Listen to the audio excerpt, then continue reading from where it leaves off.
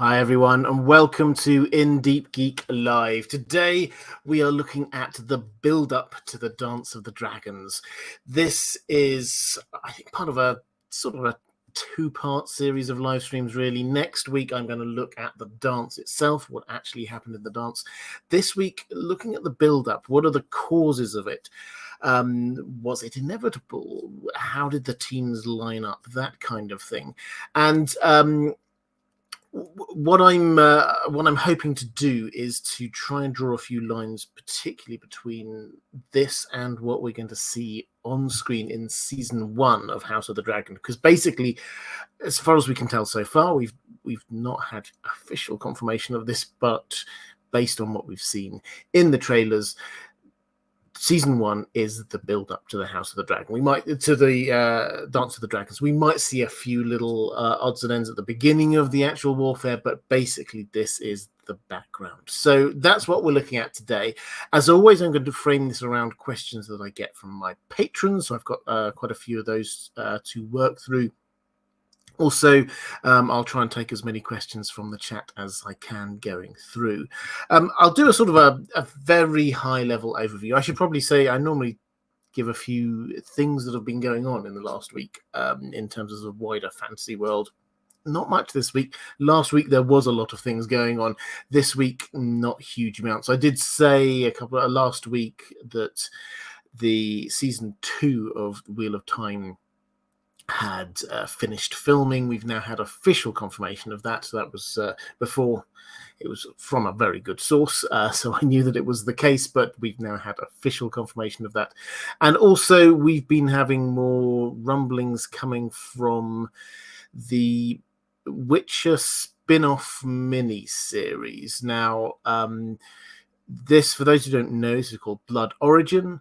This has been filmed. They did go back and do 2 weeks worth of reshoots, and that's left a lot of people a bit uncertain about what's happening. That was with a completely new director. There have been rumors of a few sort of changes of artistic direction as they've been going along, but now the rumor is that that is going to be out towards the end of the year. So maybe that's going to be in the, I don't really want to call it traditional Witcher pre-Christmas slot because we've only had it twice, but roughly that's where we're looking at it now. But I think that's broadly it. So let's dive straight into the build up to the Dance of the Dragons. I don't want to go into too much detail because we've got the questions coming up, but broadly speaking, this is, yes, it's a succession crisis, but also this is a personality clash. The more times you read through the Fire and Blood and the sections and the build up to this, the more you reflect on the fact that this started out as much as anything with The Rogue Prince, this short story effectively by George R.R. Martin about Damon Targaryen. The more you start drawing these strands together, the more you realize, yes, this is a succession crisis, but this isn't just about who is the right person. This is about rivalries, competing, not just claims, but people wanting to have their person on the throne, partly because they wanted their person on the throne, partly because they desperately didn't want somebody else to be on the throne. Just a couple of random examples. We have Damon himself and Otto Hightower. We will dig into this quite a lot during this live stream, but this is a huge rivalry which stems back quite a long way in their history and the build up to this. But if Otto did not hate Damon as much as he did, would there have been a civil war? Quite possibly not, it has to be said. Criston Cole, we don't know the details of exactly what happened between him and Rhaenyra, but what we know is that he was fervently supportive of her, and then he was fervently supportive of her opponent. So when you get the Green Council, which is what it's called, this moment, this evening, really, where it was decided after the death of King Viserys, where the council met and they decided to put their person on the throne, not who Viserys had said was his heir. in that meeting, it's very clear that there are certain people who are driving this. Some people are remaining quiet. Some people are driving it. The people who are driving it as much as anything else were Criston Cole and Otto Hightower. Alicent also was there, but this is about personalities. This isn't just who do they think has got the better claim. This is we want our people, our person on the throne. We desperately do not want their person on the throne. So that's where we've got to. I think that the other thing is that we have to always keep in mind is Viserys himself. Yes, he was very clear all the way through. Rhaenyra is my heir. He never erred from that. He stayed with that. But could he have done more? I think undoubtedly he could have done more to get rid of tensions. He seems, as a person, very much to be trying to bring people together to try and make the arguments go away. And when he couldn't do that, he just said, okay, well, you people go here in court, you people go over there on an island, I'll just keep distance between you. So that was what his role in allowing there to be a civil war was very, very strong, because he was the person who could have stopped this. He could have at any time, he could have got rid of Damon a lot more, well, forcefully and completely. Damon was stirring up so much trouble all the time, but he always refused to have him either killed or properly exiled or anything along those lines, and he always seemed to forgive him. So Viserys is also partly to blame. But we'll dig into this. The court split into two factions, and those two factions did not come back together, so there was an opportunity, and that's the moment you get the means, motive, and opportunity, you get the chance for there to be the civil war. Let's dig into the chat. Had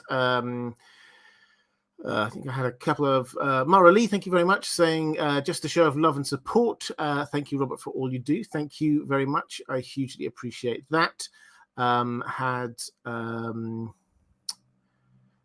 Super, I think I had another one. Here we go. Jewel Wilson, thank you very much. A super sticker, hippo in a chair. Excellent. Thank you very much. And sign, hang on one moment. There we go. Sign Eri, also another hippo on another chair. Thank you very much for that. And I thought I got one more. Have I missed it? Apologies if I missed your chat. I think that's me caught up to date on that. Okay, so let's dig into some questions from my patrons just to get us going. And first of all, Sam Day. Sam saying, hey, Robert, hope you're well. I was wondering if you could talk about young Rhaenyra and Alicent. I understand Alicent spent a lot of time with King Jaehaerys. Did anything else happen around that time? Were Alicent and Rhaenyra really that close as children? Thank you to you and the moderators for all your great work. Well, yeah, absolutely. Moderators, thank you. You do amazing work. I hugely appreciate what you do. Last week in particular, I think there were quite a few trolls around, so I hugely appreciate it. But let's talk about Rhaenyra and Alicent when they were younger. The first thing I think we have to acknowledge is, I don't know, and I will probably say this a few times during this live stream, I don't know exactly how they're going to do this on the show, because the few shots that we've seen do seem to imply a... they were the same sort of age, they were contemporaries of a kind, they were friends. There is an element of truth to that, undeniably, but the fact is that they weren't the same age. The age gap was quite significant at quite important times. Alicent was 9 years older than Rhaenyra. Now, that is important because when, for example, Alicent married Viserys, became Rhaenyra's mother-in-law, Rhaenyra was 9. So we have if you go through Fire and Blood, we have all of these descriptions about They're very close, and they were spending time together. This was not like a couple of children hanging out and playing together as childhood friends. This was an 18-year-old who in that culture was fully grown woman, obviously now queen, and a 9-year-old child who was, by all accounts, precocious and intelligent and engaging, but still the age gap is huge. So it's entirely possible that young Rhaenyra hadn't fully worked through all of the implications of her father remarrying at that point, because she was only 9. How we can't really expect her to have a fully grasped political understanding of exactly what was going on at the time. So she was the named heir, but obviously when her father remarried, that then opened up the possibility of her having some step brothers, and the precedent relatively recently had been that male heirs inherit before female heirs. So it's entirely possible at that early stage that she simply hadn't thought this through. And only when she got a little bit older, that was when she started to think about, okay, well, maybe there's an issue here. Maybe there's actually something I need to be thinking about here. And similarly from Alicent's side, it was in her best interests to be keeping Rhaenyra friendly, because of course if she was at that time trying to woo the king of the land, she wants to make sure that the king's daughter likes her, because obviously if Rhaenyra had sort of hated this person, then Viserys may well have gone, actually maybe this marriage isn't such a good idea.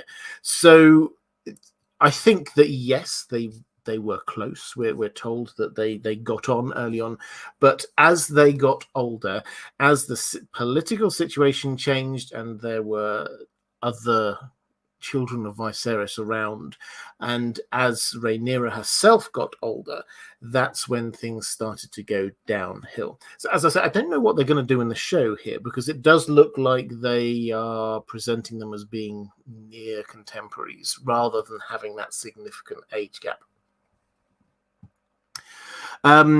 Glenn Thrasher, thank you very much for the super sticker. A fox saying bravo. Excellent. Thank you very much. I do like these little animations. Jibber Doll saying, hi, Robert. What do you think happened between Rhaenyra and Criston Cole? Okay, this is a big and deep question. I do have a connected one. So Zachalok from one of my patrons said, bonjour, Robert, bonjour. Can we talk about the main characters who switched sides? Larys, Criston, the Dragon Seeds, etc. Do we know their real motivations in the end? Well, I will. So Zachalok, if it's okay with you, I'll roll this up with this question that I've got here now, and I will look at Larys and the Dragon Seeds next week when I'm looking at what happened in the dance itself. But Criston Cole changes sides before the dance. Now, he's a fascinating character, and we do not know exactly what happened, but I think we can have a reasonable guess.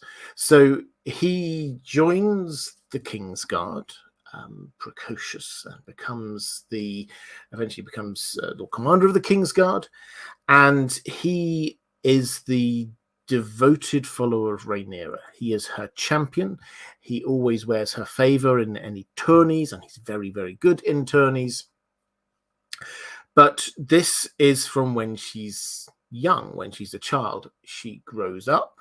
Now, there's two bits to this. The first bit is lots of scurrilous rumors about Damon Targaryen, who keeps on appearing and reappearing in this story, connected with lots of scurrilous activities. But he comes in and spends a lot of time with Rhaenyra. And the part of the rumor of this is Mushroom's account. Mushroom always has the most salacious, most fun, but most salacious accounts.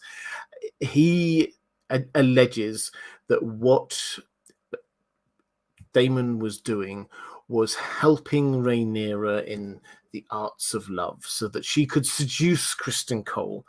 Now, that, as I say, whether we believe that or not, I think isn't the important point, because the important point is that following on from this, Damon gets cast out from the court again. This is a bad moment for him. Obviously, the king doesn't like this idea of Damon and his daughter. So whatever was going to happen between Rhaenyra and Criston Cole didn't happen. But part 2 of this is during the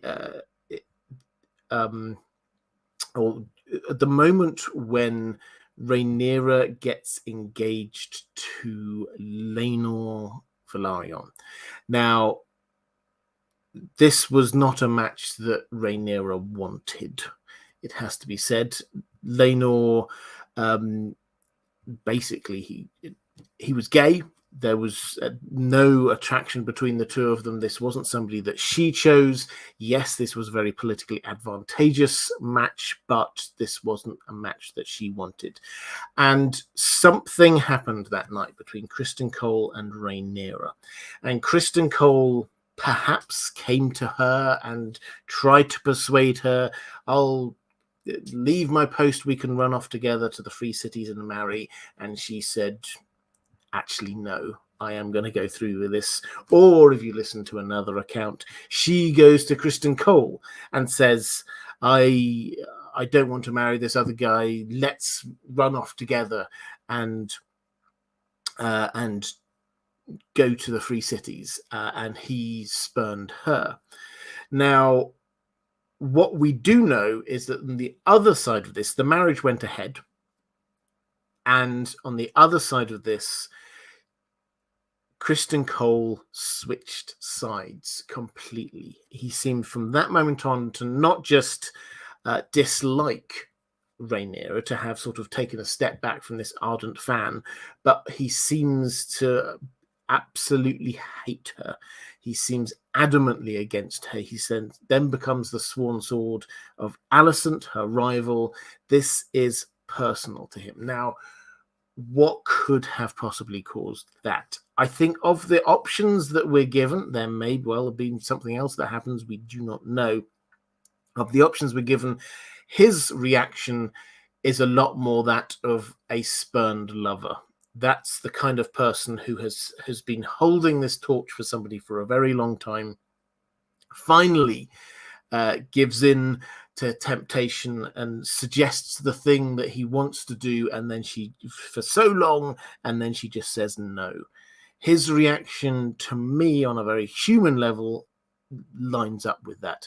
Would it have worked the other way around if she'd come on to him and he'd said no? Would his, like, the argument here is that he was such a pious person that he dare not give up his oaths as a member of the King's Guard, and he was aghast that she would come on to him, and therefore he changed sides. For me, that's not as strong a motivation. This was a complete 180 from Criston Cole. So for me, this feels like he was spurned rather than he was the person doing the spurning. So I hope that's for both of you, Zekalok and Gibber, that kind of made sense. We do not know. The short answer is George R. R. Martin does not tell us exactly what happened. He leaves it up to us. And this is one of those things that I'm most looking forward to, I think, with this show, is where they go. And we should see this in season 1, where they go with this. And do they leave it to us, as happened in the books? Do they leave it to us to decide what happened? Do we see the two of them meet and then the camera pans away and we then just come back the next morning and find out that something has happened and they're refusing to talk about it? That requires very good direction to make it feel not like a cop-out, but it's possible they could do it like that. or are they going to make a decision and they're going to show us this is the truth of what happened? And that, I think, the moment we start seeing what happens with things like that, that will help us understand how they are addressing Fire and Blood, which as a work of adaptation is quite hard because there are these different narrative or different in-world sources that the writer relies on that contradict each other hugely. So keep an eye out for that, because that will show not only what the story is, but how they are approaching the adaptation of this book. Joelson saying, second hippo in chair sent from, and his pronunciation, Signer Ora Jurgensen. So there you go. I apologize. That was my bad pronunciation. I always mangle everyone's names, and I feel really bad about it, but I do apologize, and thank you for your patience. Chelsea Oliver, how do you theorize things being different had Rhaenys been chosen at the Great Council? Could the Civil War have happened in a different way? So this is the Great Council of 101. So this is scrolling back quite a few years. Now, she was, if you took sex and gender out of it, she was closer in line to succeeding Jaehaerys, who was the king at the time, than Viserys was. But the decision was that it had to pass through the male line, and that's how Viserys got it. Now, that was a huge majority. We're told that it was by, I think it was 20-1 voted in favor of Viserys. So this was never a real runner, despite all the strength of the claim and also the strength of House Velaryon, which was obviously right behind this, Corlys Velaryon being married to Rhaenys. So that wasn't really a runner. But if she had, let's say they'd managed to win the nobles over, the Corlys Velaryon's bribes went well, everybody understood the strength of her claim, and she became queen, would that have avoided civil war? My take is probably no. I think she would have then become queen, yes, but the key protagonist and antagonist and everything antagonist you can think of in all of this is Damon Targaryen. When in doubt, blame Damon. That is what we're going to be saying so many times through this. He, we're told, during that Great Council, voted for his brother. And the reason he voted for his brother being Viserys, was not because he thought Viserys would be a great ruler, but because he looked at this and thought, hang on a moment, so if Viserys is king, and if it goes to the male heir next, I'm next in line after Viserys. And Damon's rule of thumb, or our rule of thumb when we're looking at trying to understand Damon's motivations, is often what is it that would get Damon closest to the throne? So Damon Targaryen would throw his weight behind his brother Viserys. If Rhaenys had been made queen, would that have solved anything? Well, I do wonder. This is pure speculation. But the Great Council of 101 happened while Jaehaerys was still alive. He didn't live for long after it, but it happened while he was still alive. So what would have happened was you get Rhaenys there having the same situation that Rhaenyra had much later, which is that she is the named heir. However, there is a significant number of people out there who do not want her to take the throne. I do wonder whether, if that had been the case, we would still have had a civil war, but Damon would have been leading the team against Team Rhaenys. That's in line with the characters that we know there.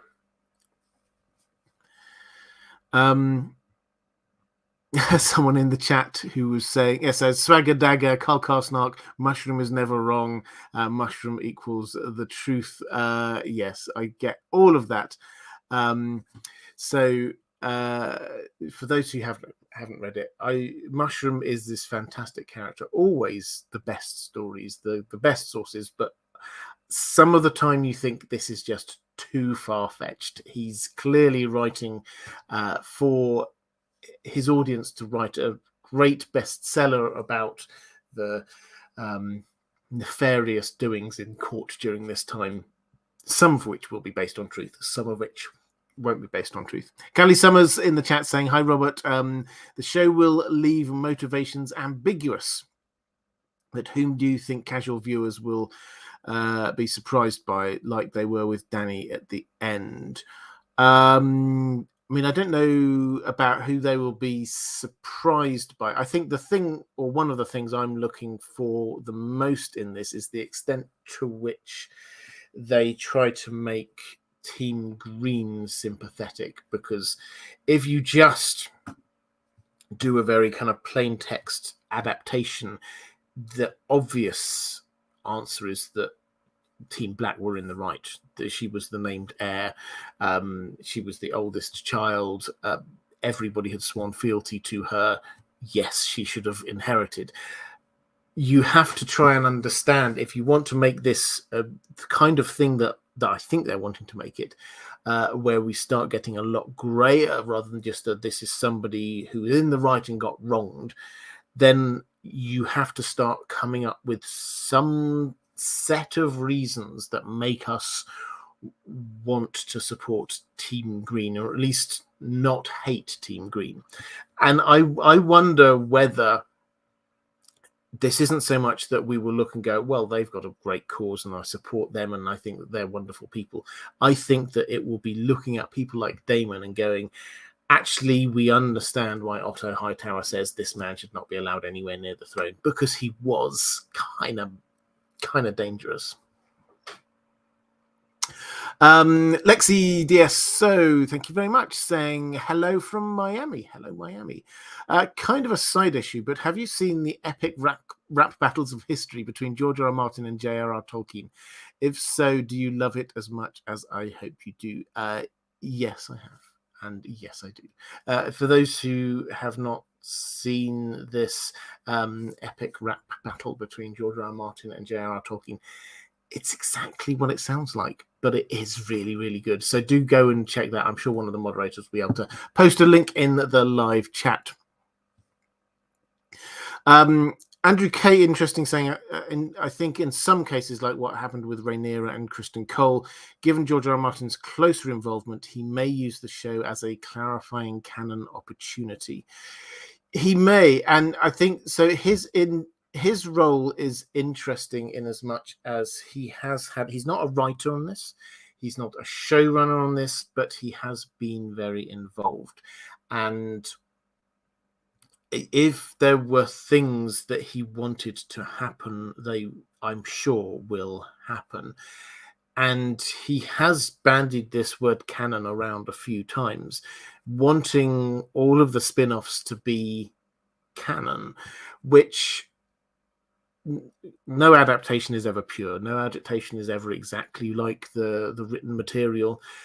But even the best ones, just if you go through and have a look, even the best adaptations are never 100%. But within those bounds, he will want this to be a faithful adaptation of Fire and Blood. So that means that, can we call what happens if they do show what happens between Criston Cole and Rhaenyra, will that be canon? If George R. R. Martin says this is now canon, then yes, I guess we do. If it's just on the show and we don't get that particular thumbs up from him, personally, I'm saying that will then be semi-canon. But I mean, these things are all a little bit arbitrary. The fact that he's banding the word around canon around these TV shows implies that he has had a strong enough creative control that he can veto things if he thinks that he doesn't want that down there. Stephanie No Name saying, do you think the Dragon Seed betrayal was inevitable? Yeah, I'll talk about the Dragon Seeds a lot more next week when I'm talking about the dance itself. Is it inevitable? I mean, I don't think it was inevitable. The Dragon Seed betrayal basically is two Dragon Seeds, Hugh Hammer and Ulf White, who switch sides. And was that inevitable? No, but when I say no, it's because the reason why they switched basically, well, one of them was a drunkard, but the other one was very ambitious and felt that he had not been given enough by the sides, pardon me, by the side he was on. So he basically thought, Team Black aren't giving me enough.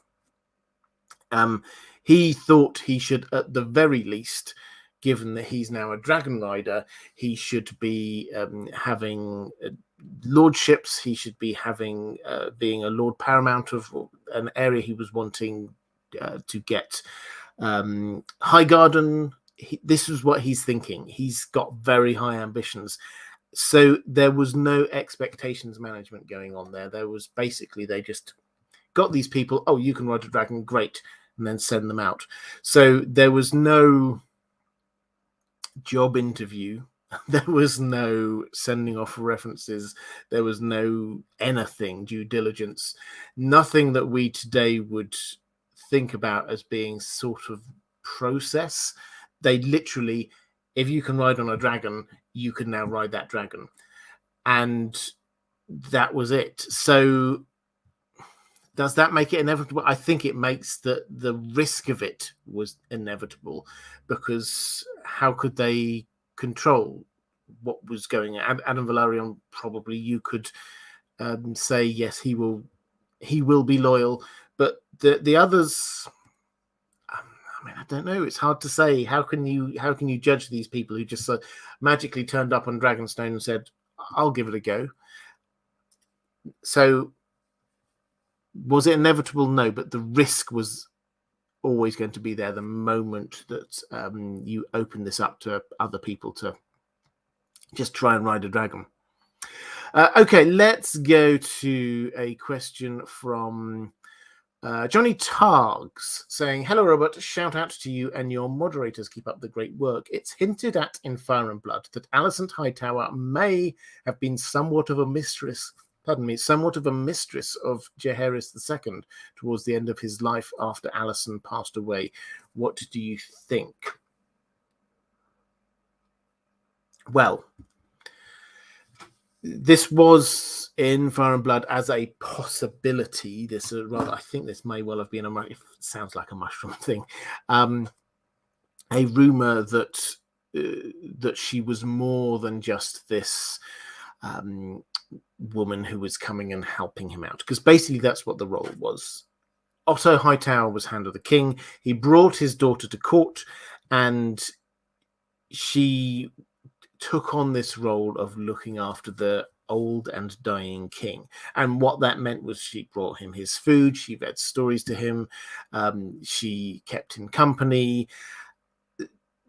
Obviously, when you get a young and it would appear very pretty woman there with a king, and sometimes there would, behind the closed door, there would be some rumors. Is there any truth to them? Personally, I think no, for the simple reason that although they don't use this language, it does appear that at the end of his life, Jaehaerys was suffering from something akin to dementia, or what we would call Alzheimer's, something like that. He seems to regress back from being an old wise king. His mind would wander. He would confuse people. He would think people were different people. He, we're told, thought that Alicent was his long-lost daughter, Sarah. And that's why he so enjoyed having her around, because his heart had been broken by her. She'd, from his perspective, betrayed his trust, headed off to foreign climes and muddied the family name. That was from his perspective, and now he's thinking that she's back. Would he have been therefore having an affair with this person that he thought was his daughter? I mean, Targaryens are a bit, but no, I don't think so. That's not where this was going. I think that it's entirely possible, we'll come on to it, that there were some things going with Alicent that were not 100% above board during that time. But I think the Jaehaerys thing, that was just her being what we think she was doing what we think she was doing, just going in there and tending to an old man. Howland's little sister saying, "Hi Robert, this is reminiscent of the blues and the greens from the Byzantium Empire under Emperor Justinian I. Did the use of colours and the division between the Targaryens filter down to the common folk and linger after the end of the Dance of the Dragons?" Well, thank you for drawing this to my attention. This was something I was vaguely aware of, but your question prompted me to look it up again. So the Byzantine Empire, the sort of eastern half of the Roman Empire, the bit which survived after Rome was sacked, and we've got this effectively late Roman civilization, and a great city of Constantinople, Byzantium. The people loved chariot racing, and the chariot races there were 4 teams. Each of the team had a color, and this was like football, American football. This was the kind of thing that people would come to. Literally tens of thousands of people would go and watch this. And you would get behind your team. It's very, very much like modern day football. You would support your team. You would wear the colors of your team. And this, in Byzantium, this started to spread out to be more than just about supporting your team in chariot racing. The teams then started to become almost political factions. There were 2 other teams, I can't remember, yellows and reds or something, I can't remember exactly, but they basically got subsumed until we had these 2 massive teams, the blues and the greens, who were basically at loggerheads throughout the city, and you had to try and pick which team you were on. You could try and stay out of it, but it was often politically advantageous to be on a team. Eventually, Justinian himself, the emperor, declared himself a blue, and then he was then using the Team Blue network across the city to be his spies, to be people who worked for him. Team Green was suddenly against him. That then became a political position to be against the emperor if you're Team Green, and it all ended in riots and tragedy. But yes, there is almost certainly a bit of inspiration here for George R. R. Martin. We know he loves going through history, getting bits of inspiration from history. This idea of these 2 sides that named after different colors, yes, that works a lot. But here, the second part of the question, did the division filter down to the common folk and linger after the end of the Dance of the Dragons?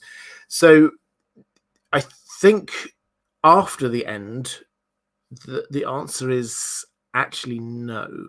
And there are a couple of reasons for that.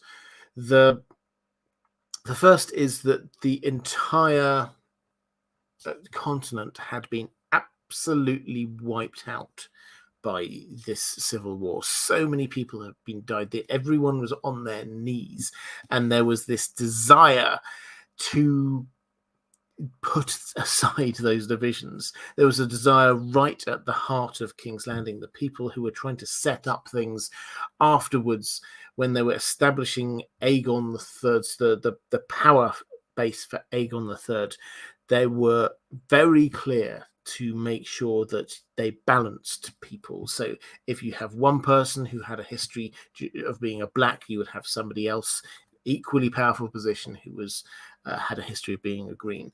That was a very clear step which was taken to make sure that it didn't look like one side had won.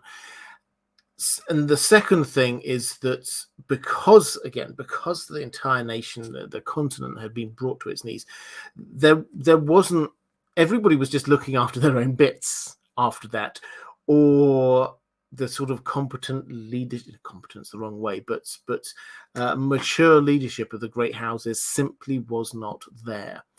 What you find after the end of the Dance of the Dragons is Criston Stark and his group head back up north. There's winter there. They don't care about what's happening in King's Landing now. They're gone. You get several places, the Eyrie, down in House Arryn as well, they had effectively child rulers. There was a civil war that happened in the Vale. The Lannisters were being attacked by the Greyjoys. People were not paying attention. They were out of the civil war and they wanted done with it. They just wanted to move on. The remnants, the end of winter happened. Spring was coming. It was a new start. Let's just put that to one side and push onwards. So that's the feel.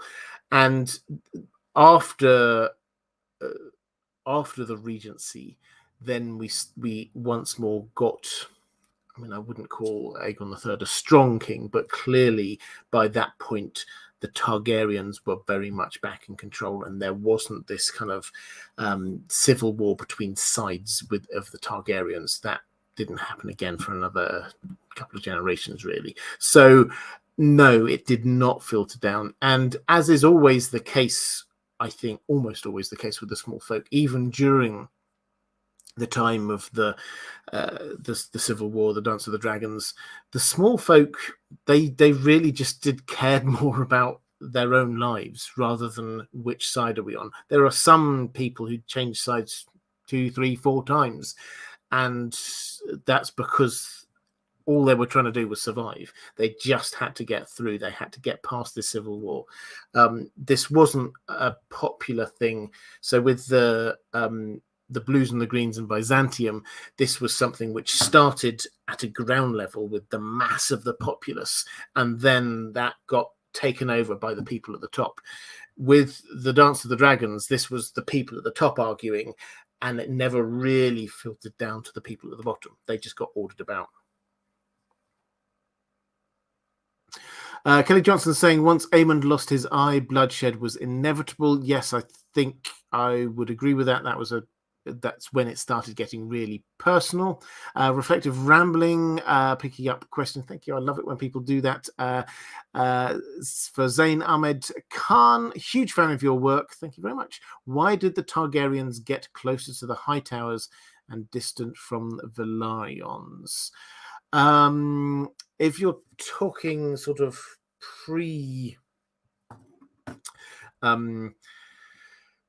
dance, which I'm assuming you are, it's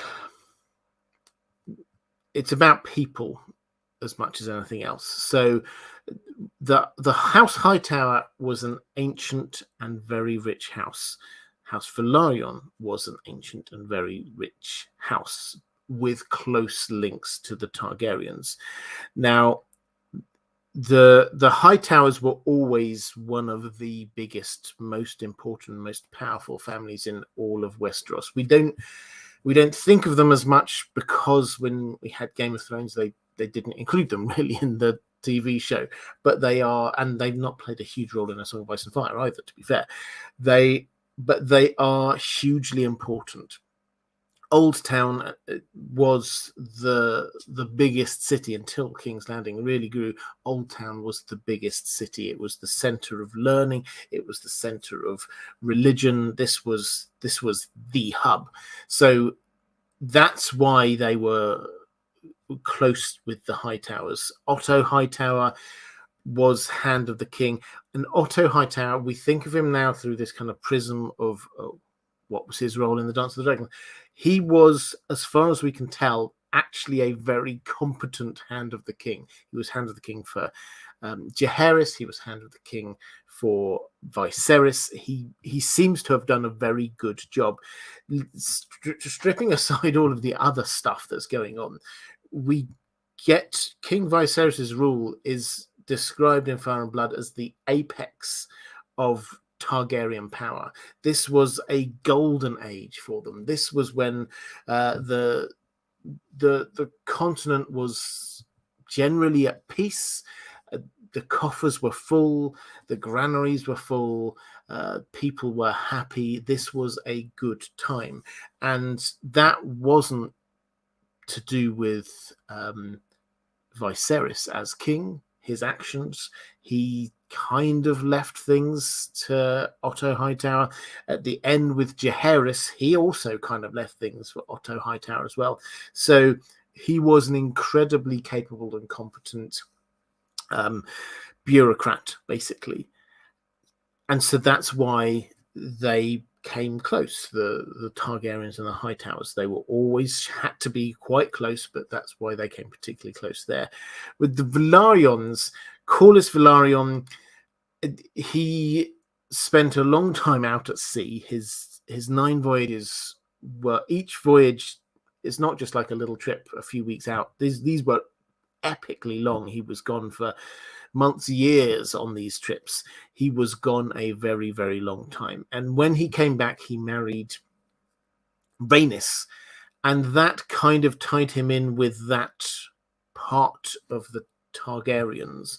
So House Velaryon was linked in there, but at the bit that lost out in the Great Council of 101. So that's why they feel a little bit further out. But the attempts were always made to draw them back in through marriage. There was the marriage between Rhaenyra and Laenor. Also, Damon, although this wasn't officially sanctioned, Damon and Laenor marrying. And then we get the children of the two they were matched up to marry each other. So actually, by the time you get to the dance, House Velaryon had worked its way all the way back and was then very, very powerful.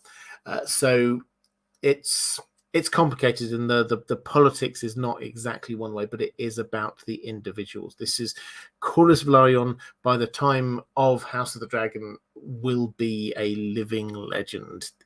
That's how he should be. He should stride into a room and everyone looks at him and could be like, whoa, this guy, he has seen some things. He's experienced some stuff. We have to pay attention to him. Otto Hightower should be the most competent manager of the 7 kingdoms there is out there. He is... there's more than a hint, it has to be said, of kind of like a Tywin Lannister to him. This very, very competent, ruthless person who is trying to get his daughter married off in a very politically advantageous way. So that if you think of the link, they're not the same character, but there are certain thematic links. If you think of Otto Hightower as being a little bit close to Tywin Lannister, then you're probably not too far off. Have I missed any more? I think that's me caught up in the chat. Andrew Kay saying Rhaenys, had she become monarch, would have been tough to topple with Corlys's resources and influence, and Laenor had Vhagar and was married to Damon at one time. Yeah, absolutely. So they were very powerful, but they just got outvoted in 101. Let's go to Mara Lee. Since Rhaenyra wore a gown of red and black, why were her followers only known as the Blacks? And You did. I can't remember. I think I thanked you already for your super chat earlier, but thank you again, Mara. You know I hugely appreciate your support. Why did they get called the Blacks? Well, the reason is, and this is something that it doesn't quite work with our sort of modern understanding, is that everybody had a coat of arms and everybody had colours associated with them. The House Targaryen had a very clear colour scheme, which was red and black. And so that is what was what Viserys would sort of not wear all the time, but that was like his official colours. And so when you get Alicent, this will have the colours would have been because Alicent was wearing green. That will have started with the greens, and then you had who was opposing them. Well, Rhaenyra was wearing red and black. Why not call them the Red and Blacks? Because that was just House Targaryen, and that is accepting their claim that they are the right Targaryens, the rightful rulers. If you're wishing to look at them slightly more objectively, then you would say, or if not objectively, then not taking sides at least, then you wouldn't ascribe the colours of the crown to either side exactly. You would say these are the two competing sides. It gets more complicated when you start looking into the actual coats of arms, because Rhaenyra, although it's Team Black, her actual coat of arms have got a whole load of things with the blue of House Arryn and other things, the Velaryon seahorse, which the colour schemes aren't as straightforward as it is. So this was just shorthand as much as anything else. Reflective Rambling saying, don't forget to promo tomorrow with Fellowship of Fans. Yes, thank you very much. Always, I love it when my moderators keep me in line, remind me of things. I will be on, if you're a Lord of the Rings fan, I will be on tomorrow, a live stream with Fellowship of Fans. Now, on this channel, as you know, I don't do spoilers. I will cover absolutely everything official that comes out, the trailers, the official stuff that comes out. Happily speculate on that basis. If you do want spoilers on Lord of the Rings of Power, the best place to go to is Fellowship of Fans. They are both a YouTube channel and also on Twitter, so do go and check them out. And I will be a special guest tomorrow at 9:15 my time, which is 4:15 Eastern time, if you are interested. And we're talking about the Rings of Power themselves, and how they might make an appearance in the TV show. So if that's interesting to you, then do go and check that out. I'm sure the moderators will put a link in the chat wherever that is. What else shall I plug while I'm just doing this? Oh, Patreon. Yes. If you'd like to support this channel, thank you. That's very kind of you. If you would, then the best way to do that is through Patreon. There is a link down in the description. Moderators, I've already thanked you. You do an amazing job. I think that's all the random stuff to say before I move on. Thank you. I'm sure one of my moderators will point out things if I have forgotten to mention them. Caius Ballerina, picking up for Adrian Birchall. Were the Celtigars not considered Valyrian enough to marry into the Targaryens?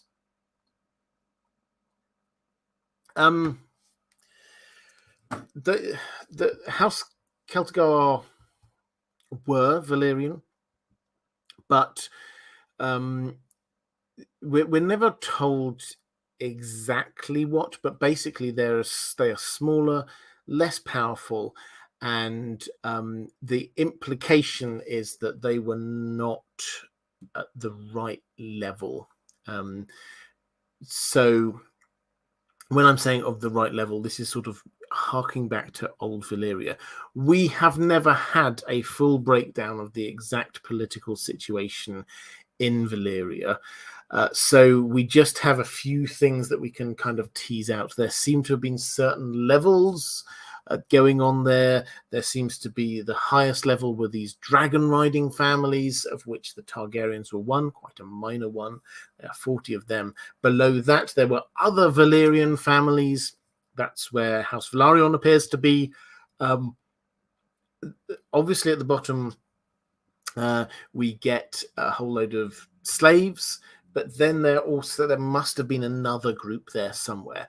House Celtigar, perhaps they were just like lower down on that second tier. Maybe they were in the third tier somewhere. We're not 100% sure. But where they end up, they allegedly do have a Valyrian steel weapon there, so they're not poor, but at the same time, they're not as rich as House Velaryon. They're not as powerful and influential. So I think the short answer is, were they considered Valyrian enough? They were considered Valyrian, but probably not the right kind of Valyrian. We've never been told that 100%, though.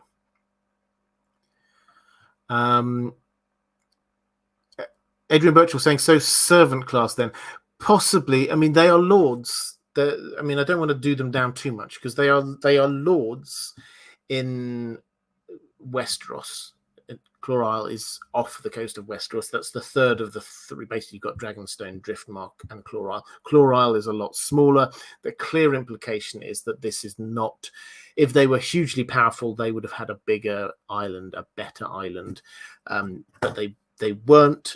Now, by the time they got to Westeros, because of the fact they had that history, that does seem to imply that they counted as lords. They had some... places also off of Cracklaw Point that were counted as their vassals, but they were never really that strong. There is a really interesting... This is a complete digression, but I think it illuminates the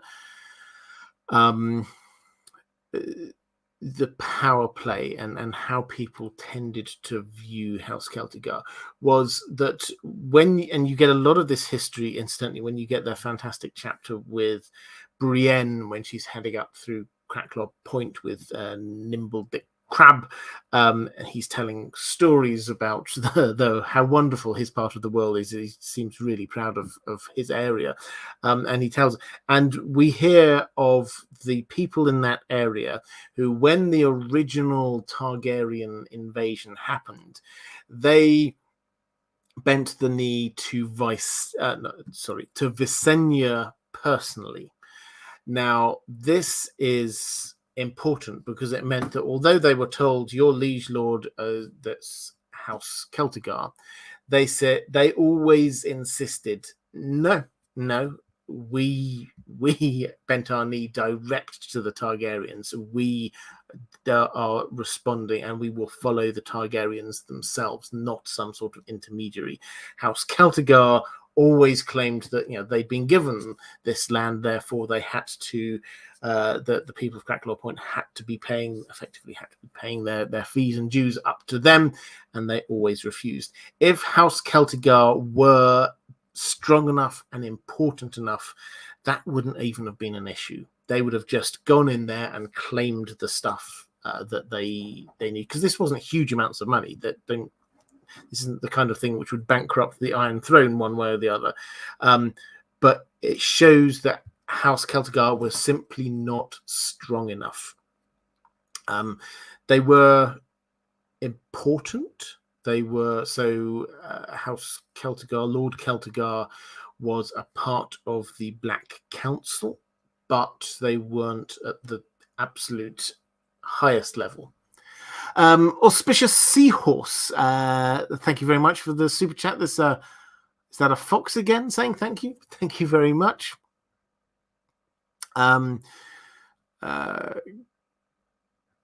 Question. Let's go back to a question from where are we at? Diego Godoy saying, "Hola, Robert. Hola. What do you make of the scene in the House of the Dragon trailer when Alicent takes a knife to Rhaenyra? That was not in Fire and Blood, was it? And I never before pictured Alicent as a violent character. What's your best guess as to what will motivate that move by Alicent? And Morley also asked, there was a scene in the trailer which looked like Alicent was about to try and stab Princess Rhaenyra with the cat's paw dagger. What do you think? Well, this is the moment when I am going to try to be clever. Ah, there we go. Feeling very proud of myself for that. That is the picture that we are talking about here. So this is a still from the trailer. Now, what's going on there? Well, it does look like the cat's paw dagger. This is not the only time in the trailers that we've seen the cat's paw dagger. We've seen it a couple of times on the person of King Viserys. Now, this makes some sense because this does appear to have been in the possession of the king all the way down to Robert Baratheon. So it kind of makes sense that this wasn't one of the famed swords. This wasn't Dark Sister. This wasn't Blackfire. This was a Valyrian steel blade, which was passed down generation to generation. What is happening here? Well, probably this is, and we've already alluded to this a little bit before, this is probably the follow-up to one of the most important sparks for the Dance of the Dragons, which was the moment at which Aemond lost his eye. He became known as Aemond One Eye. Now, what preceded that is quite a sort of a complex, you have to kind of build up to it. But Rhaenyra Velaryon, who was Damon's wife at the time, had died. She died in childbirth.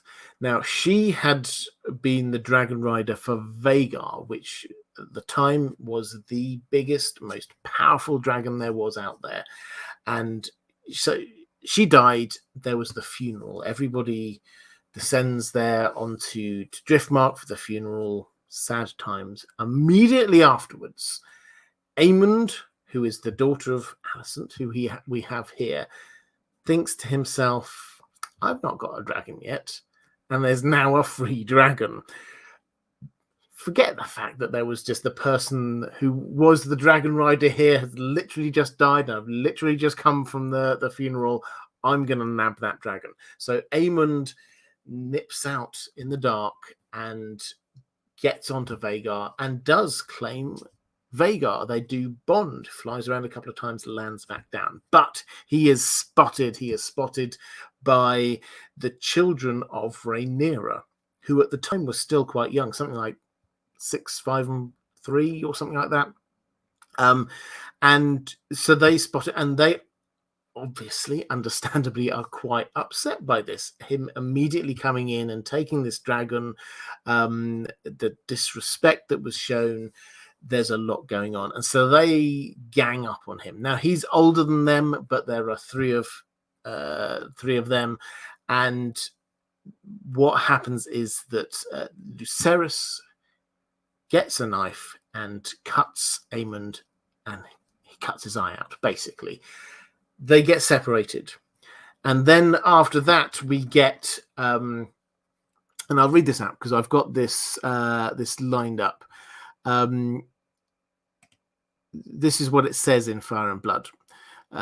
After we get, by the time the stable boys finally arrived to pull apart the combatants, the prince was writhing, this is Aemond, was writhing on the ground, howling in pain, and Vhagar was roaring as well.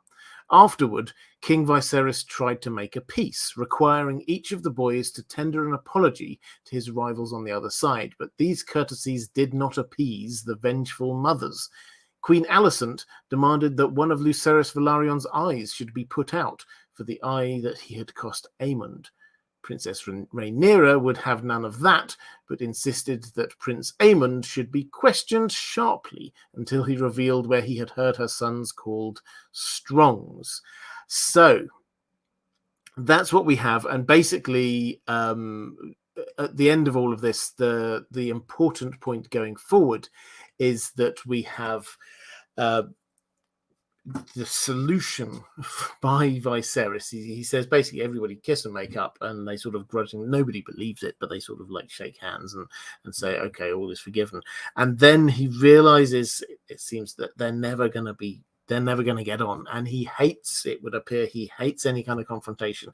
So he says, okay, you lot, being Rhaenyra and all of her family and Team Black, you go to Dragonstone. You stay there. You stay out of the way, and Alicent stays here with me. The two sides are not going to meet again. That way, we're not going to have conflict. And for his lifetime, yeah, that kind of held, but it obviously stored up huge amounts of problems in the future. So that's the background. This picture that we've got going on here, I think, probably is after that event. So whereas what I read out from Fire and Blood, that doesn't have Alicent rushing in with a dagger, it kind of makes sense because this is a high drama moment. And if she discovers that her son has had his eye cut out, and if her position on this is that boy over there should have his eye cut out, her rushing in to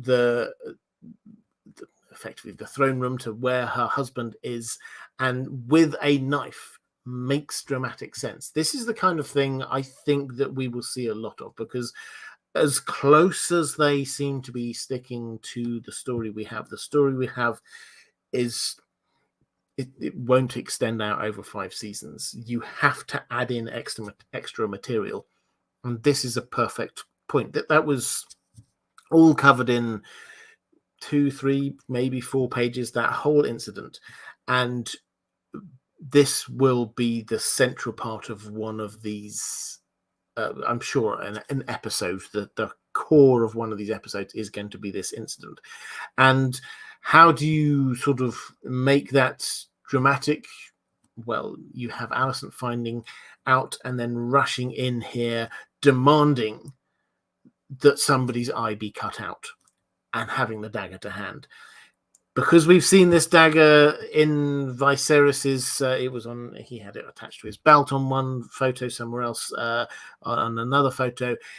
This appears to be his knife, and she, being his wife, knows where he keeps it, grabs that, and then demands that Lucerys's eye be cut out. So that is what I think is happening here. It makes for a very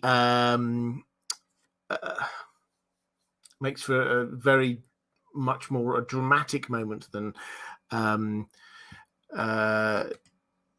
than we have in the books, but I think that's good. Moderators asking for me to put delay time in. I'm very happy to do that. So apologies to people. I will just take one moment to quickly go into the chat. I'm sorry, I should have done this earlier when I was setting it up, but let me do this now. Slow mode should be on now. Okay, so there we go, moderators. Hopefully that will calm things down for you in the chat. Love to the moderators. Yeah, if you are there in the chat, please do send them a bit of love. Occasionally we do get the lots of spam bots coming in, so do thank the moderators. So Sam Day saying, did Valyria have armies of Valyrian steel swords? We don't know, but the implication is no, because this was a closely guarded secret, how to make Valyrian steel.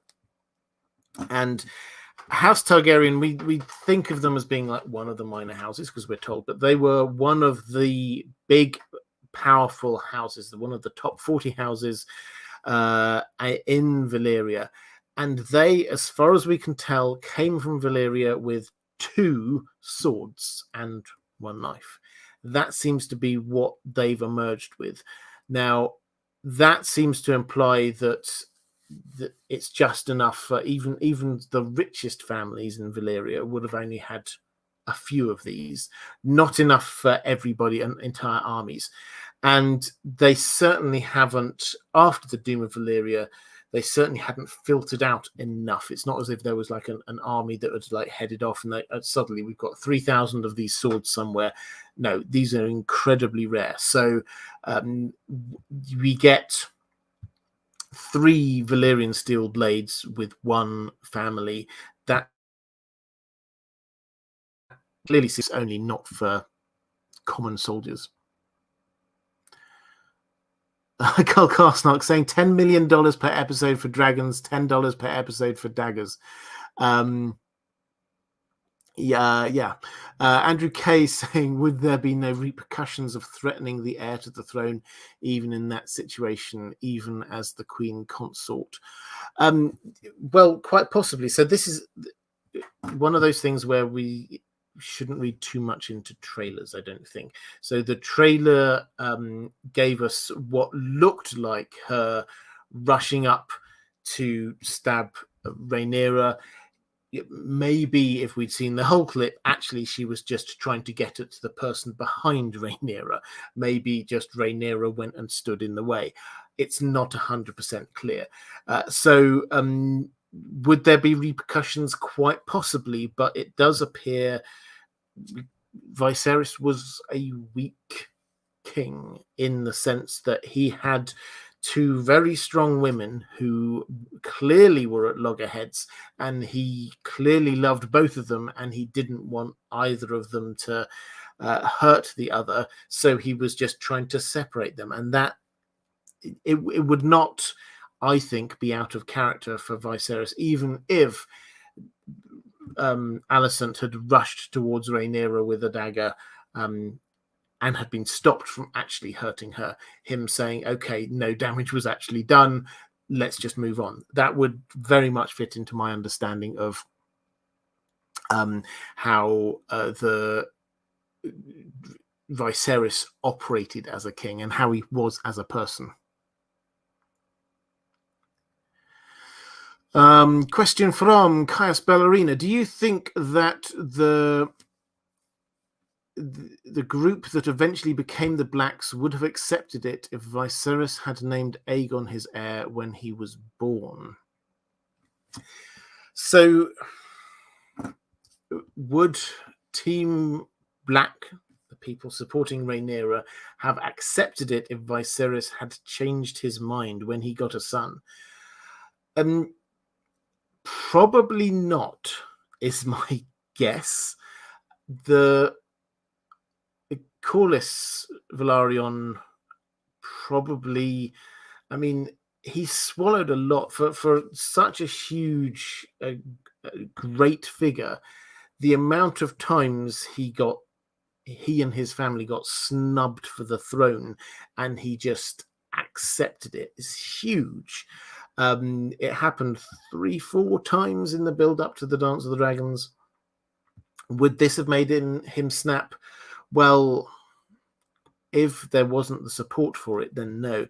The issue, I think, would have been, where would the Lords of the Land have gone?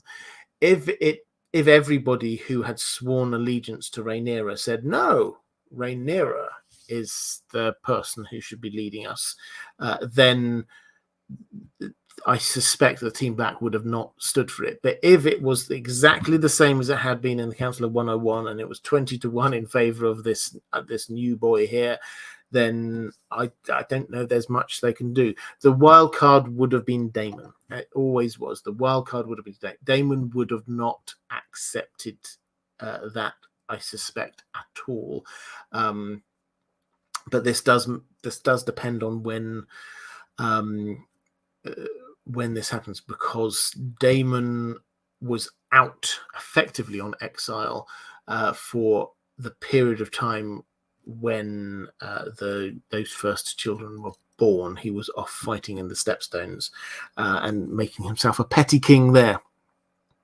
Kalitsky saying it's not the same dagger. Yeah, it's. I have to admit, I will trust to better eyes than mine for this.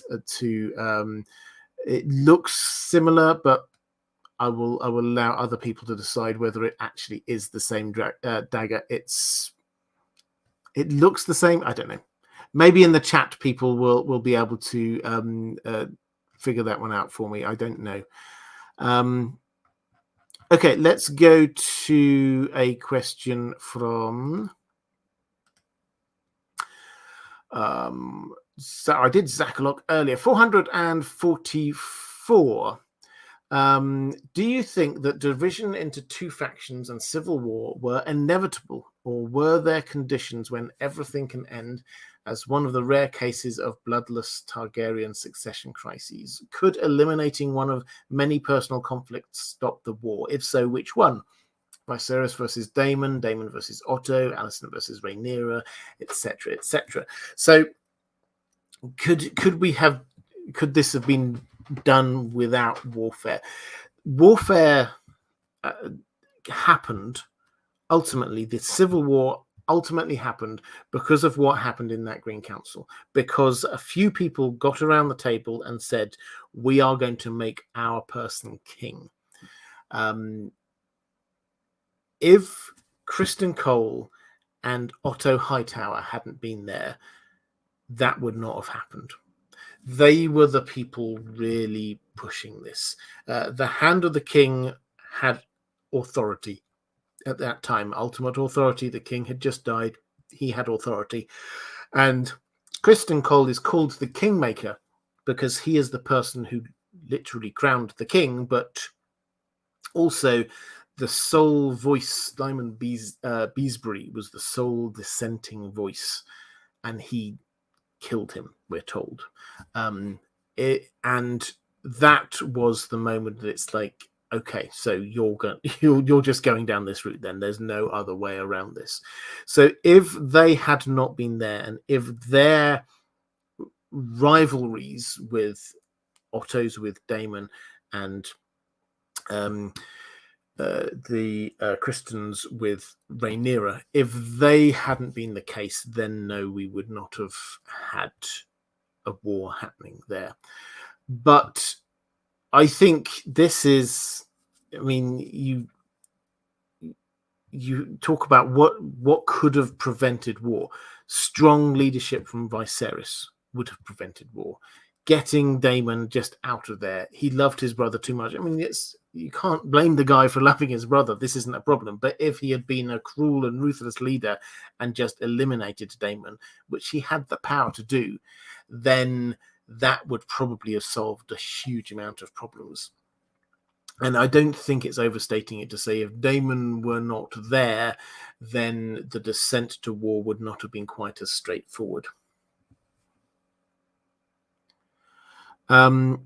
Reflective Rambling has a theory that the dagger scene is actually a dream that makes Rhaenyra suspicious of Alicent becoming her version of Cersei's prophecy paranoia. Oh, interesting theory. I like it. I don't think this is a dream. I think this is. I think they're going to play this quite straight. We have tension between the two of them, but and so I think they will show that on screen. And I think that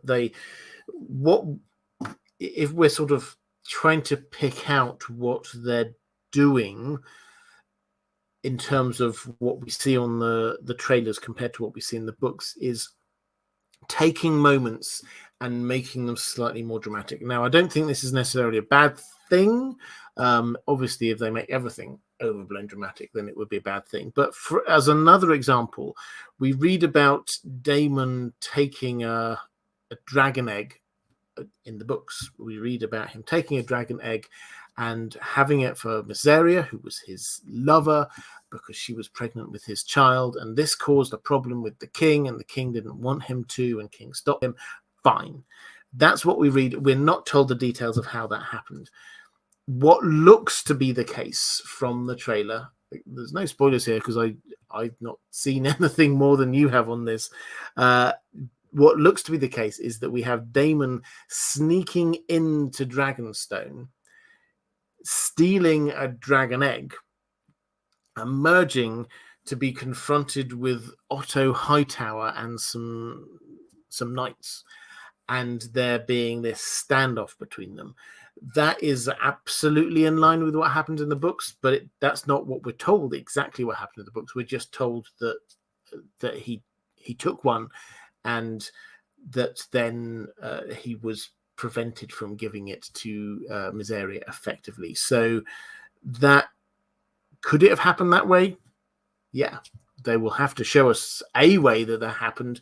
Him sneaking in, having dragons breathing fire, stealing a dragon egg, a confrontation with Otto Hightower.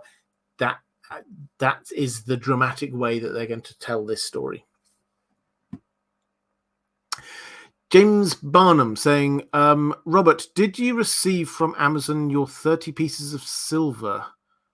She'll keep the money, you earned it. Okay, I think this is a reference to the event that I was invited to from Amazon to go and see some pre-release, not pre, some snippets from Amazon. This accusations of shill have been thrown around to a huge amount of people, and so I'm trying to defend a lot of other people as well. No, is the short answer. Neither I nor anyone else has been paid for that. I was just asked to come along and see some stuff, and I think nobody else. I think I would not be doing this job here if I said no. I do not wish to see some stuff that I've been offered. On a personal basis, I didn't receive any money, and personally, I paid my own way. I paid all of my own expenses. This cost me a lot of money to go and see it. So no, I did not. But thank you very much for the question. And actually, just as an incidental on that, I don't want to give this any more airtime than it deserves, because I think these are baseless and rather cruel accusations against a bunch of really quite honourable people. But if you take a look at what people have said, having seen that footage, this is not shilling. These people here are genuinely giving nuanced views on what they saw. And most people, if you look at what everyone said, share my view roughly. Everyone had different, as you would expect, everyone had slightly different views. Most people shared my view that we simply have not seen enough yet to tell you whether this is going to be good, bad, or indifferent. There were some things I loved, there were some things I hated, but overall it is too soon to tell. So yeah, there's been a lot of horrible stuff out there on the internet, but I'm not going to give it any more airtime. Lady Pushkins, do you think there will be any humour in House of the Dragon, like in Game of Thrones? Yeah, I think there will. But it will be dark. This TV show, it will be very dark, and that's what George R. R. Martin has said, and that's what he likes. He likes his fantasy dark. So that's what we're going to see. And the further you get into this story, the more horrible, I mean, just blood and cheese, if you've read it, that if you try and imagine watching that will be horrific. There will be some really, the Battle of Fishfeed, horrible, nasty stuff. So, yeah, there's, this is going to be dark, but will there be humor? I hope so, but where... I'm not 100% sure. I'm sure there will be some, but if it's just unremitted gloom, no. I don't think they're going to go with that.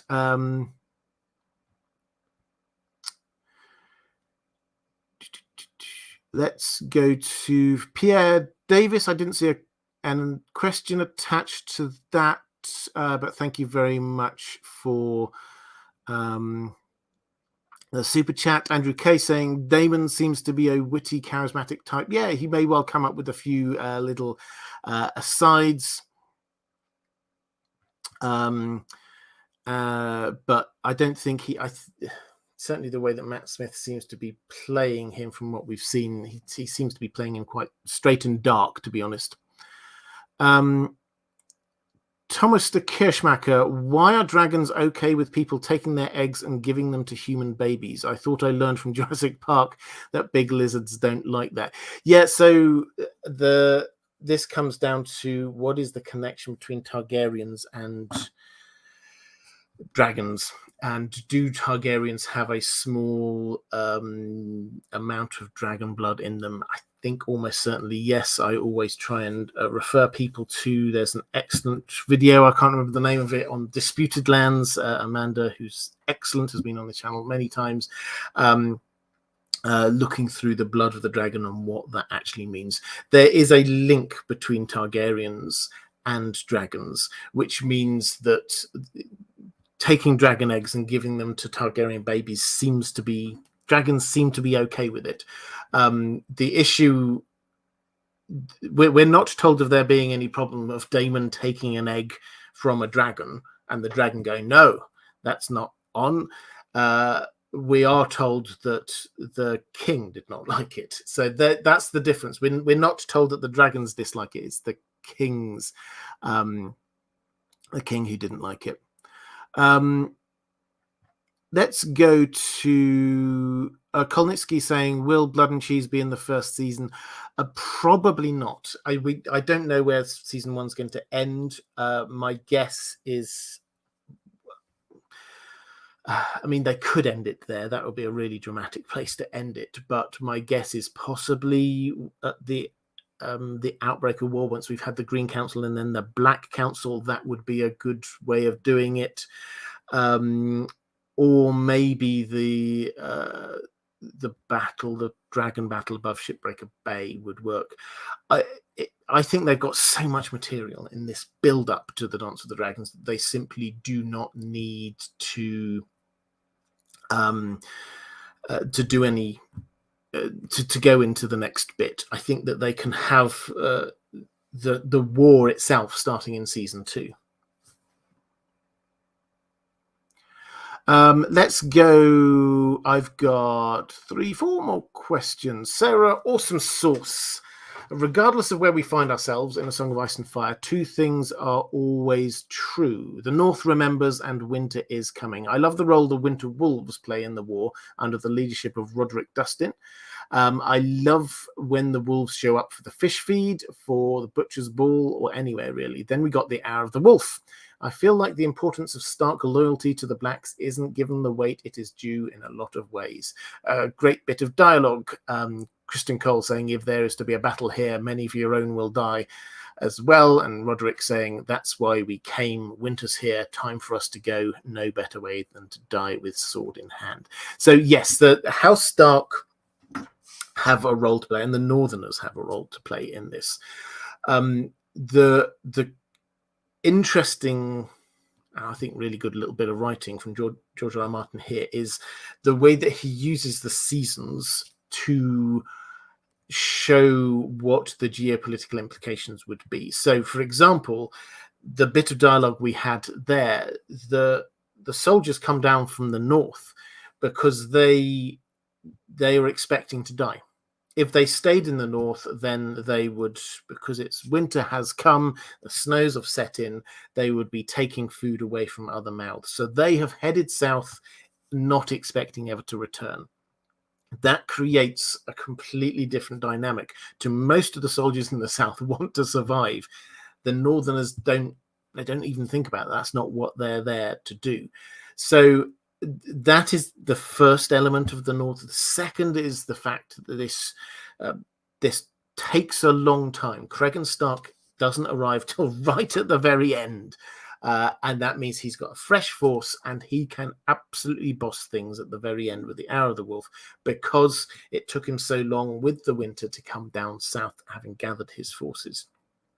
The third thing, and I am sure that they're going to cover this in some way, is this foreshadowing, I think we can probably call it, that George R. R. Martin has dropped in there, that there was a pact called the Pact of Ice and Fire. Jacaerys, when he went north, he talked to the Starks and he agreed with Cregan a marriage pact between Cregan's children and his, basically.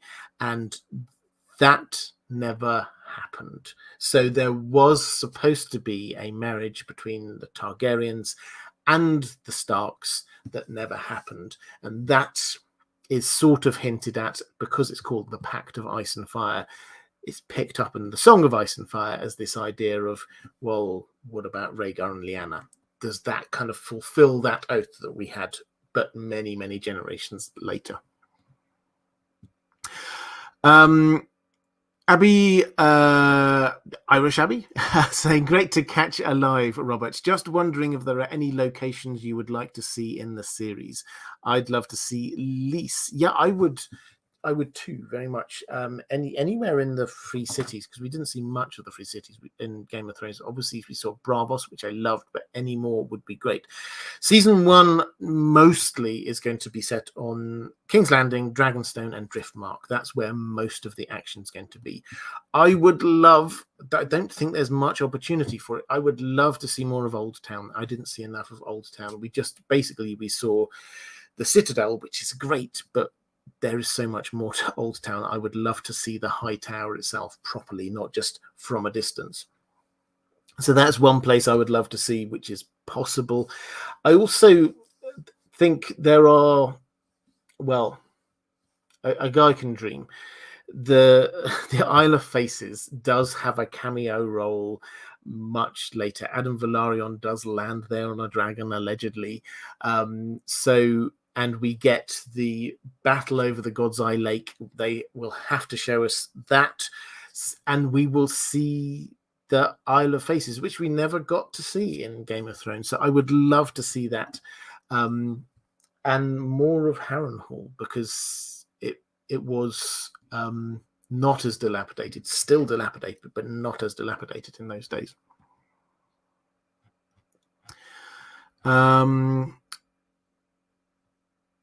Tanuviel Greenleaf saying Dracarys to Silver Coin and Trolls. Thank you very much. Kaios Ballerina saying the High Towers are kind of famous for employing soft power and otherwise keeping to themselves. Why does that change with Otto? What caused his Southron ambitions? Well, this is a very big question. The High Towers at this stage are still, it has to be said, trying to figure out how to work with this new Targaryen reign and rule. So at this stage, the balance of power was not what we think of it when we get to A Song of Ice and Fire, Game of Thrones. It was much more towards Old Town. Aegon I was crowned in Old Town. King's Landing by this stage it's a city, but it's new, it's bustling, it hasn't got all of the things that there. So the Great Sept hasn't been built yet, so the center of religion is still over in Old Town. Yes, we've got the Red Keep, yes, we've got the Dragon Pit, but as a whole, the city is a lot younger, and the big old city is still Old Town. And the High Towers will have noticed this slow shift of power base, though. It used to be Old Town was undisputedly the big city, the big player in Westeros, but now the balance of power is starting to shift. So Otto Hightower coming in and becoming Hand of the King makes a lot of sense. This is them, again, as you talk about soft power, extending the soft power. They're not... they're not taking power for themselves at that point when he was becoming the Hand of the King. This is just them extending their soft power. The issue comes when we have Otto getting very angry with Damon. Why did he get that angry? The rumors were that maybe he... in the words of Septon Eustace, whoever it was, deflowered her. Maybe Otto's original plan, maybe he was a social climber. Maybe his original plan was Damon was the heir apparent until Rhaenyra was officially announced as the heir. Damon was the heir apparent. And so maybe he thought, I could just marry into the royal family here.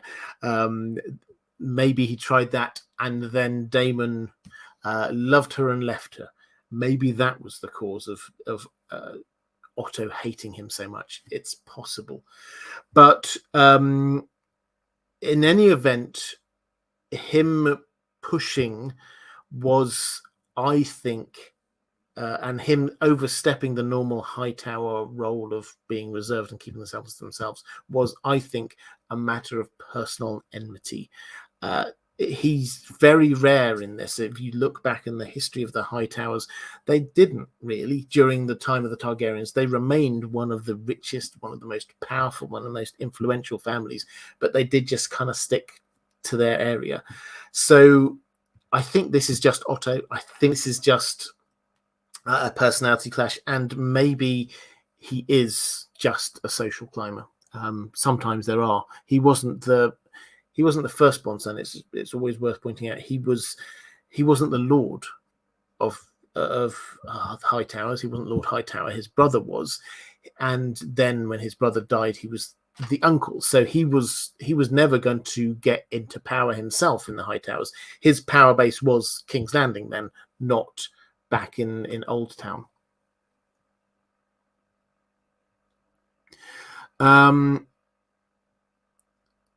Let's go to question from Kairos Ballerina.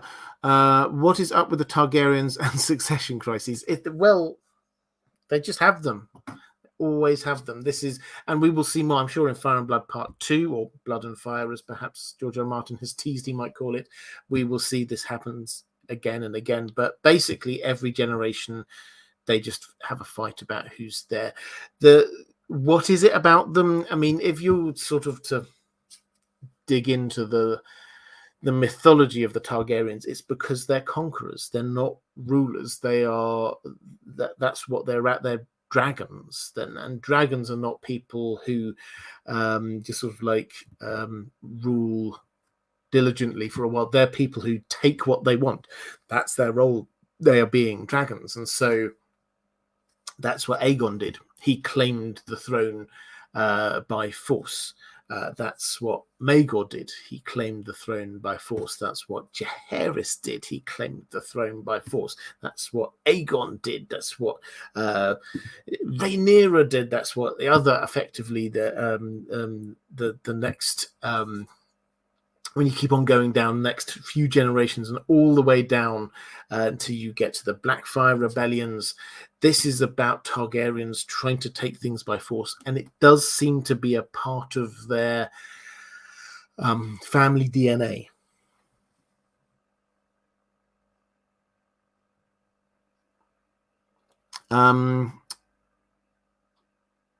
Britt Logan, thank you for that's very generous, Britt. Thank you so much. Saying no question, just a thank you. You do this a lot, Britt, and I really appreciate it. Thank you so much. Question from Reflective Rambling. This is picking up one for Konstantinos GI. Just wanted to thank you for the consistent quality content. Thank you very much. You've given me a new perspective on a lot of the material. So grateful. Well, I appreciate it. Thank you very much for saying that. That's very kind. Let's go to question from Catherine Furseth saying, hi, Robert. Was there a point in the build-up to the dance when Prince Damon could have been seen to side with the Greens? Could he at one point have turned? Thanks. I think the short answer is no, but I've got a slightly long answer, which leads to a perhaps, which I shall come to. Once we get into the dance, he's picked his side. There is no way that he could swap up from that point, in my view. He also, by that point, realized that he was a very long way down the line of succession. He used to be first in the line of succession. By the time of the Dance of the Dragons, he's a very, very long way down the line of succession. However you figured it out, it wasn't just a matter of like, well, maybe he's the first. No, he wasn't, because Rhaenyra was obviously there, and then Rhaenyra had her children with her first husband, and all of those would be before Damon, then obviously we had the other children that Viserys had with Alicent, and they were before him. He was way down the list, so there was he was never going to get back in that way. The slightly longer answer leading to maybe he could at one point have supported Team Green. We know that he's always trying to get close to the throne as he can do.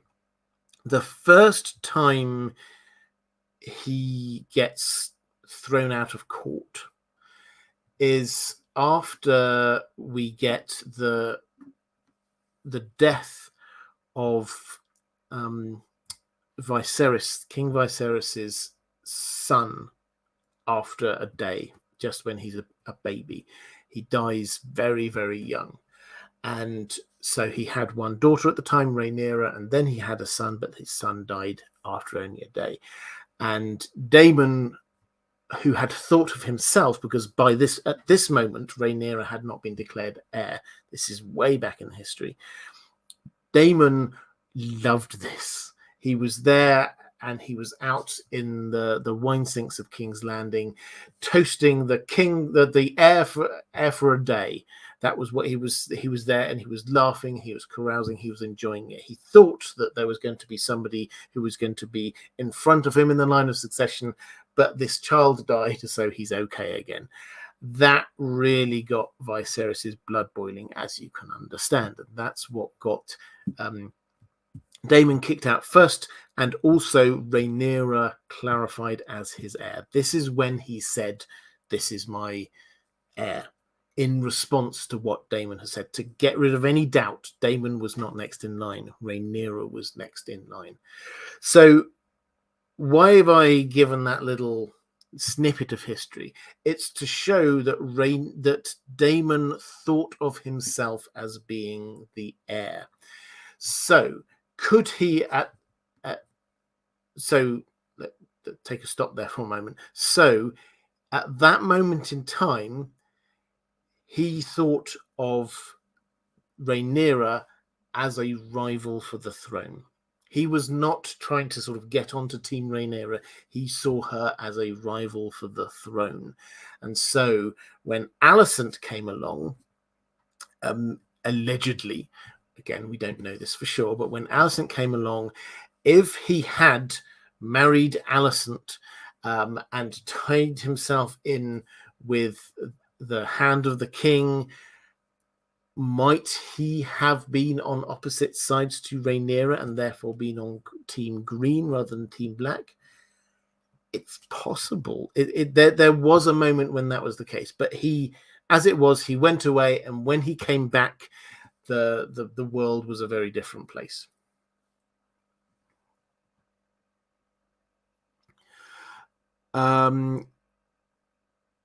Nemokova, thank you very much. Picking up for Lucian saying, for Lucian saying, this has to be one of the best communities on YouTube. Super respectful and clearly universal love for the source material. I mean, I couldn't agree more. The chat, the community here is amazing.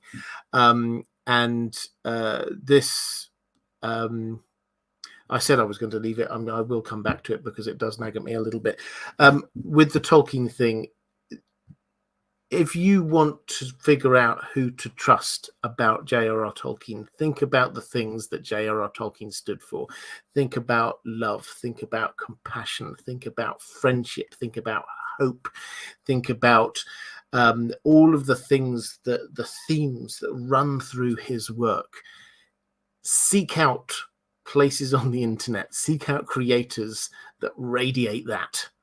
That is where the spirit of Tolkien is. If you see people on the internet who are radiating hate, who are radiating anger, who are radiating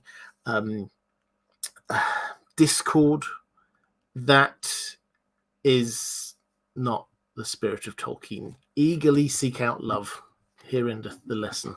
Right, but this is a place in this community. I see those things. That's why I adore the people here. I've got some amazing moderators and some amazing people here. Tulkus 42A saying, hello, hi there. Great to see you. Right, let's go to, I've got a couple more questions from my patrons. Lady Pushkins. Hello, Robert. Warmest greetings to you and Dan. Thank you very much. Why is it that wills are not adhered to? They don't seem to mean anything, with rebellion often commonplace, if not agreed with. So I think, yes, this is in George R. R. Martin's world, in the world of Ice and Fire, wills are often not respected. Maybe it's partly because the better stories are where they aren't. But yes, the wishes of the person who came before are often not respected in this world. This, particularly with the Targaryens, as I said before, they are a family who take power. And that means they're not respecting the wishes of who was there before.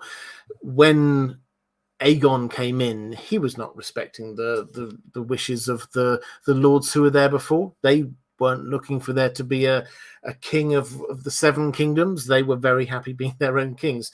He didn't care about that. He went in and took what he wanted, and that is what is the theme which runs through all of this. It's also with wills. The famous will that we've got going on in A Song of Ice and Fire is Robb Stark's will. That, I suspect, will be the cause of contention, and this is what George R. R. Martin often does. Is he says, does it actually matter what it says on this? What matters is how people react against it, because people will read into it what they want and then charge off and just do what they want anyway. This is not a story where it's just like, oh, this person should inherit, therefore they do. This is a story where people are trying to grab power, and I think George R. R. Martin is trying to show us that is not good.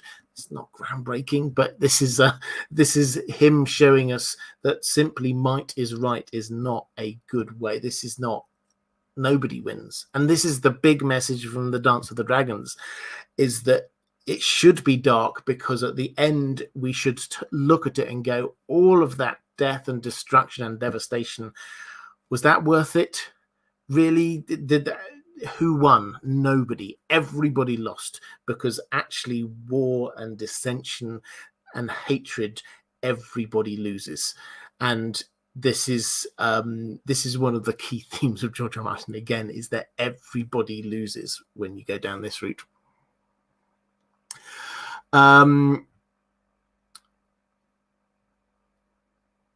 Question from, this is my people like my little speech. So I thought I went off on one, but thank you very much for that in the chat.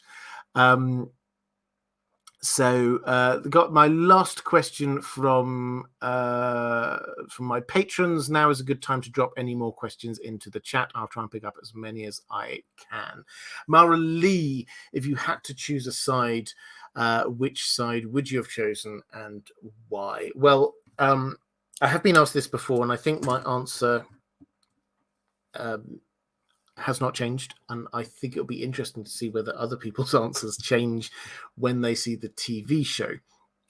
In terms of which side was in the right, I think Team Black clearly is in the right. Rhaenyra was the named heir. Everybody swore fealty to her. Then yes, by the laws of the land, such as they were, she was in the right, and she should have succeeded. Who would I have picked? Frankly, I would probably have tried to stick with something like Team Maester and stayed out of it. We're talking, George R. R. Martin is of the mind, everybody loses. The only way you're going to survive this, win in any way, is by not taking part. So I think I would have probably found myself some nice little island or hidey hole somewhere and just tried to sit it out. It's not I'm not a natural warrior.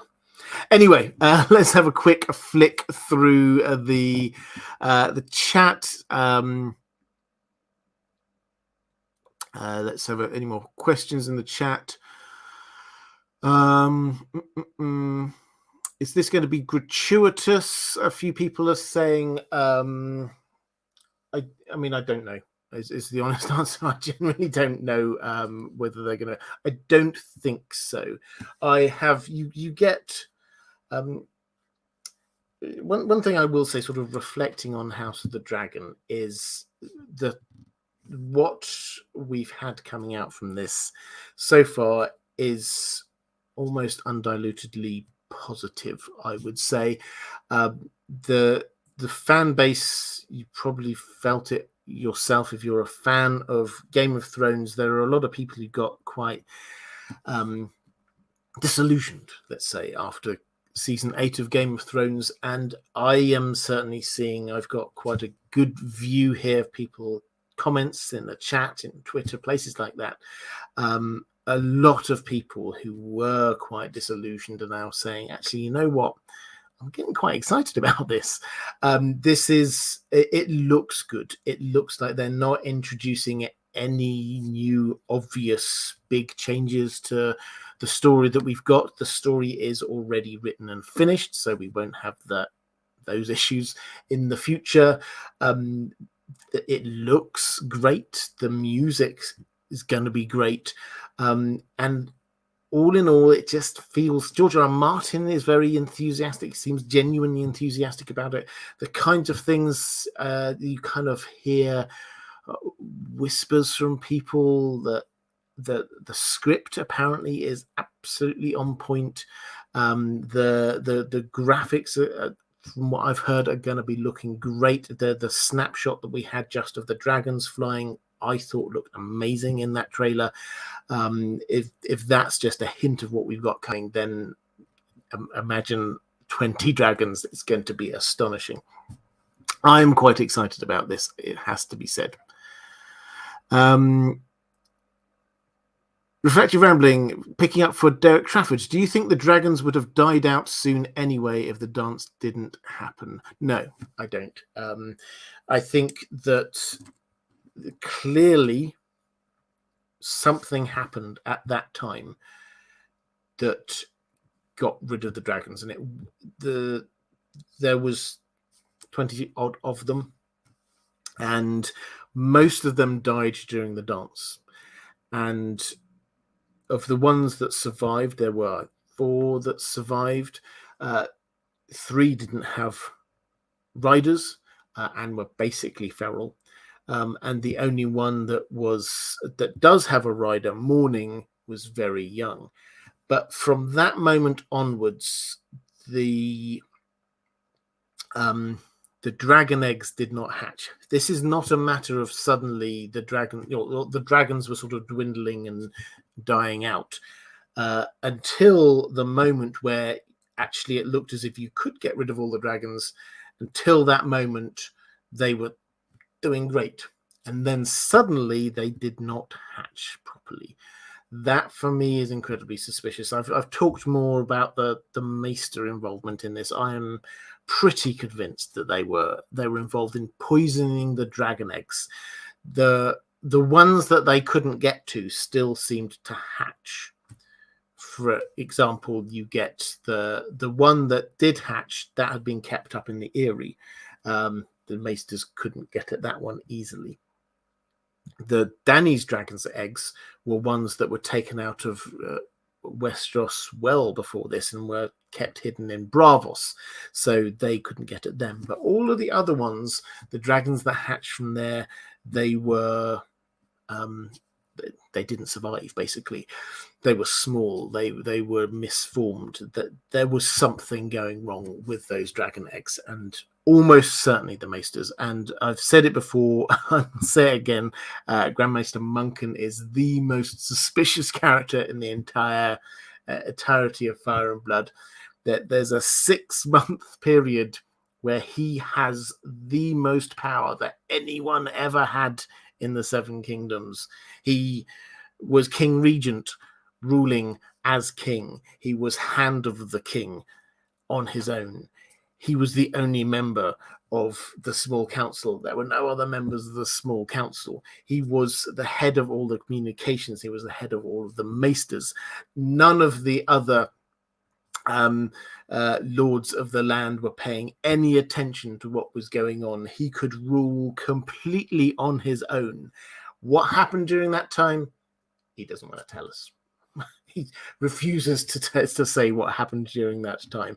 So suspicious. So I think the maesters were involved, and I think the maesters were there. I think it was an opportunistic thing on their part, that they saw that the dragons that they thought were going to take over everywhere, suddenly they killed each other in the dance, and they had this chance to stop new ones being born, and all they had to do then would be to get rid of one dragon, which was Morning, which we don't know. We do not know Morning's fate. We will find out in Fire and Blood Part 2, I'm sure.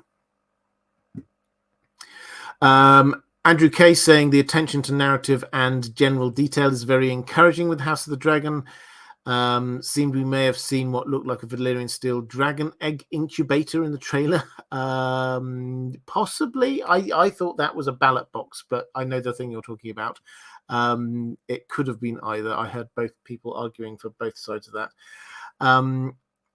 Thomas de Kirschmacher saying, what do you think and hope we will see of Tywin Lannister in House of the Dragon? He seems like a very inspiring disabled person. Yes, he does. I think we will see him. He's another person who, although he's not given a great write-up in Fire and Blood, seems very competent. The Lannisters play a very interesting role, in particular with one of the most important moments in the entire Dance of the Dragons is what happens with the money, which is, and it was quartered up, and quarter of it stayed in King's Landing as a war chest. Quarter of it went to the Iron Bank of Bravos. A quarter of it went to Old Town, to the High Towers, and a quarter of it went to the Lannisters at Castle Rock for safekeeping. And the person who masterminded this was Tywin Lannister, and that was the most important thing, because that meant that when Rhaenyra did win King's Landing, she didn't have the coin to do anything, and this was a city that was already absolutely on its knees.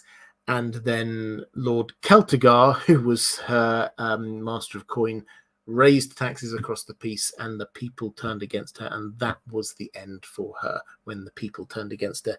And that would not have happened if they'd not split the treasury. So I'm very much looking forward to him.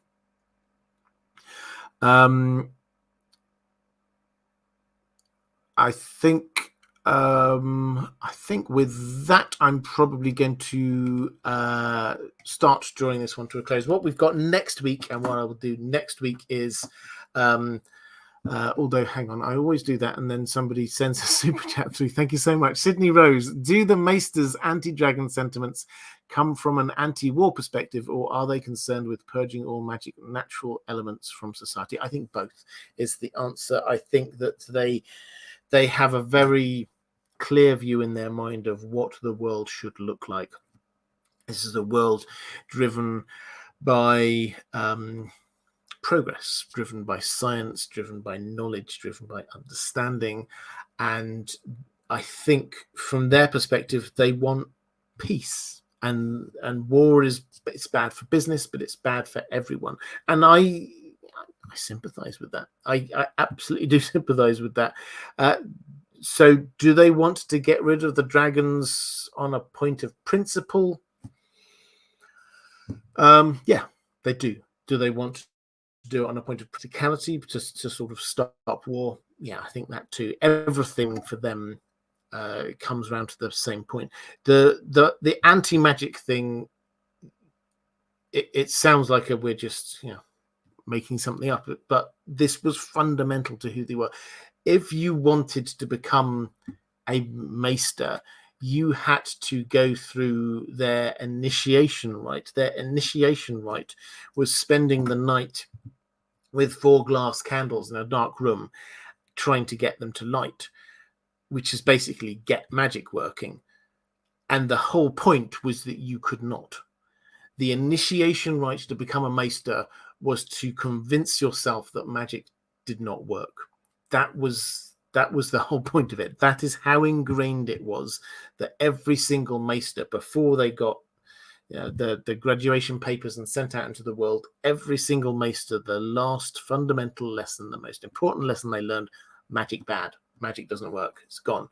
That is how central it was to the maesters. So yes, this was a bit of fundamentalism on their part, but I think it's also quite. Dragons in the Dance of the Dragon caused huge amounts of damage, and they just didn't want that. They didn't feel they had to justify that position to anyone. That's just where they're at.